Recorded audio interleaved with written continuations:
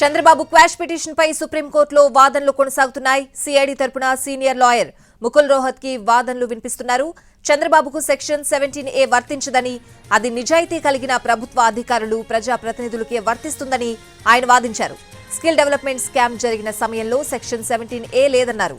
అవినీతి పరులకు 17A రక్షణ కవచం కాకూడదని అన్నారు. పీసీ యాక్ట్, ఐపీసీ సెక్షన్ల కింద నిందితులను విచారించే అధికారం ప్రత్యేక కోర్టుకు ఉంటుందన్నారు.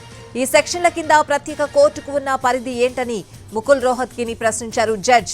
నిందితులపై పీసీ యాక్ట్లు లేకుంటే ఐపీసీ కింద ప్రత్యేక కోర్టు విచారించవచ్చా అని కూడా ప్రశ్నించారు జడ్జ్.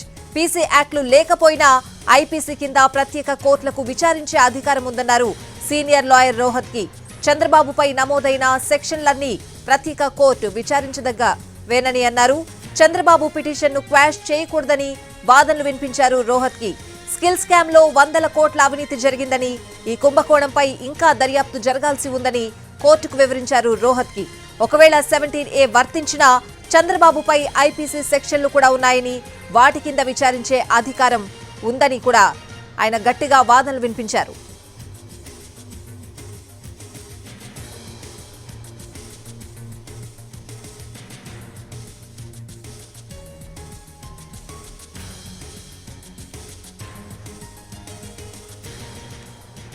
సిఐడి తరపున సీనియర్ లాయర్ ముకుల్ రోహత్ కి ప్రధానంగా ఏసీబీ ప్రత్యేక కోర్టు పరిధి అంశంపై, అలాగే క్వాష్ ఎందుకు చేయకూడదు అనే దానిపైనే ఎక్కువగా వాదనలు వినిపించారు. ఏసీబీ ప్రత్యేక కోర్టుకున్న పరిధి ఏంటని జడ్జి ప్రశ్నించడంతో దానిపై వివరంగా సమాధానమిచ్చారు రోహత్ కి. పీసీ యాక్ట్లు లేకుంటే విచారించే అధికారం ఏసీబీ ప్రత్యేక కోర్టుకు ఉంటుందా అని కూడా న్యాయమూర్తి ప్రశ్నించారు. ప్రత్యేక కోర్టులకు పీసీ, ఐపీసీ యాక్ట్లను విచారించే అధికారం ఉందన్నారు ముకుల్ రోహత్ కి. పీసీ యాక్ట్లను తొలగించిన ఐపీసీ సెక్షన్ల కింద విచారించే అధికారం ప్రత్యేక కోర్టుదేనని చెప్పారు. 100 కోట్ల అవినీతి జరిగి ఎఫ్ఐఆర్ నమోదైనప్పుడు దాని క్వాష్ చేయలేమని అన్నారు రోహత్ కి. 482 కింద అరుదైన కేసుల్లో మాత్రమే క్వాష్ చేయగలుగుతారని కూడా ఆయన వాదనలు వినిపించారు.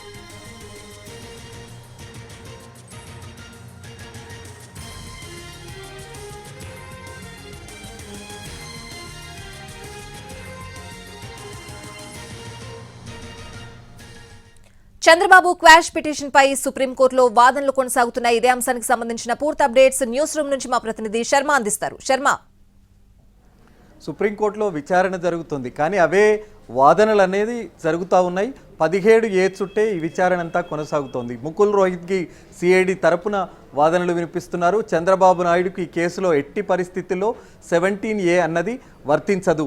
నేరం జరిగినప్పుడు ఆ 17A సెక్షన్ అన్నది అమల్లోనే లేదు. 2015-16 కాలంలో, మధ్యకాలంలో ఈ స్కిల్ డెవలప్మెంట్ స్కామ్ అన్నది జరిగింది కాబట్టి 17A సెక్షన్ అన్నది అప్పుడు అవినీతి నిరోధక చట్టంలో చేర్చలేదు. 2018 జూలైలో ఈ సెక్షన్ అమల్లోకి వచ్చింది కాబట్టి జూలైకి ముందే, అంటే 2-3 సంవత్సరాల ముందే ఆ నేరం జరిగింది కాబట్టి, నేరం జరిగినటువంటి సమయంలో 17A లేదు కాబట్టే ఆ 17A అన్నది చంద్రబాబు నాయుడుకు వర్తించదనే బలమైనటువంటి వాదననే ఆయన వినిపిస్తూ వచ్చారు.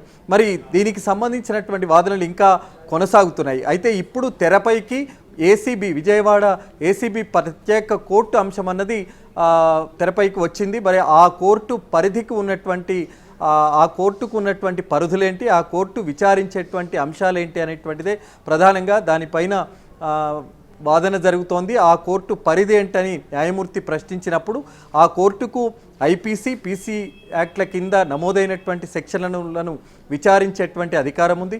ఒకవేళ పీసీ యాక్టులు లేకపోయినా ఐపీసీ కింద కూడా, ఇండియన్ పీనల్ కోడ్ కింద కూడా ఆ సెక్షన్ల కింద విచారించేటువంటి అధికారం కూడా ప్రత్యేక కోర్టుకు ఉంది. పీసీ యాక్ట్లను ప్రభుత్వ అధికారులపైన కానీ, ప్రజాప్రతినిధులపైన కానీ నమోదు చేస్తారు.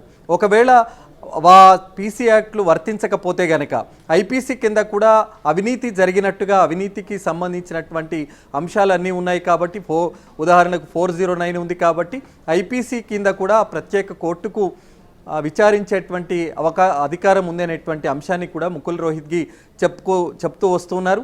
మరి ఈ 100 కోట్ల స్కామ్ జరిగింది, 371 కోట్ల ప్రభుత్వ నిధులు దుర్వినియోగమయ్యాయి. అవన్నీ షెల్ కంపెనీల ద్వారా చంద్రబాబు నాయుడుకు నగదు రూపంలో వచ్చాయనేటువంటి అంశం కూడా ఉంది. ఇంకా విచారణ జరుగుతోంది. ఇప్పుడు 482 కింద వాళ్ళు ఏదైతే క్వాష్ పిటిషన్ వేసుకున్నారో అది ఎట్టి పరిస్థితుల్లో క్వాష్ చేయకూడదు, చేయజాలదు, చట్టం కూడా అదే చెప్తుంది అనేటువంటి విషయాన్ని కూడా ముకుల్ రోహిత్గి చెప్తున్నటువంటి అంశం. వివిధ తీర్పులకు సంబంధించి కూడా ఆయన కొన్ని సైటేషన్స్ కోర్టు ముందు ఉంచారు. వాటి అంశాలను కూడా కోర్టు ముందు చెప్తున్నటువంటి పరిస్థితి మనకు కనిపిస్తోంది. అలాగే న్యాయమూర్తి మధ్యలో 17A అనే సెక్షన్ ఒకవేళ వర్తించకపోతే మరి ఐపీసీ కింద ఏ రకమైనటువంటి విచారణ జరుగుతుంది, ఆ కోర్టులు ఏ విధంగా ఉంటాయనేటువంటిది ఒక ప్రశ్న వేశారు.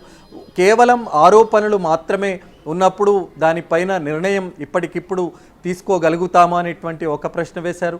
అలాగే ఏ కేసులోనైనా మొదలు ఎఫ్ఐఆర్ నమోదవుతుంది, విచారణ జరుగుతుంది, ఛార్జ్షీట్లు దాఖలవుతాయి. మరి ఈ దాంట్లో 17A అనే అంశం ఎందుకు ప్రధానంగా చర్చకు వస్తుంది అనేటువంటి ప్రశ్నలు వేస్తూ ఉన్నారు. ఈ రకమైనటువంటి వాదనలకు ముకుల్ రోహిత్గి గట్టిగానే సమాధానాలు చెప్తున్నారు. మరి 17A వర్తించదనేటువంటి వాదన ఒకవైపు చెప్తూనే పీసీ యాక్ట్ కానీ 17A ఒకవేళ వర్తించినా కూడా మిగతా సెక్షన్లు ఉన్నాయి కాబట్టి చంద్రబాబు నాయుడు దర్యాప్తు కీలక దశలో ఉంది. ఈ సమయంలో 17A అతనికి వర్తింపజేస్తే కనుక, అతను బయటికి వస్తే కనుక ఈ కేసు పైన ప్రభావం చూపేటువంటి అవకాశాలు ఉన్నాయనేటువంటి వాదనలు కూడా చెప్తున్నటువంటి పరిస్థితి. మరొక వైపు కేవలం ఒక సిఐడిఏ స్కిల్ స్కామ్కు సంబంధించి దర్యాప్తు చేయట్లేదు. సిఐడితో పాటు జిఎస్టీ చేస్తోంది, ఐటీ విభాగం చేస్తోంది, ఇతర విభాగాలు కూడా దర్యాప్తు జరుపుతున్నాయి. కాబట్టి ఈ కేసును చాలా దర్యాప్తు ఇంకా మరింత జరగాల్సి ఉంది. కాబట్టి ఈ కేసులో 482 కింద క్వాష్ చేయకూడదనేటువంటి వాదనలే ముకుల్ రోహిత్గి వినిపిస్తుంది.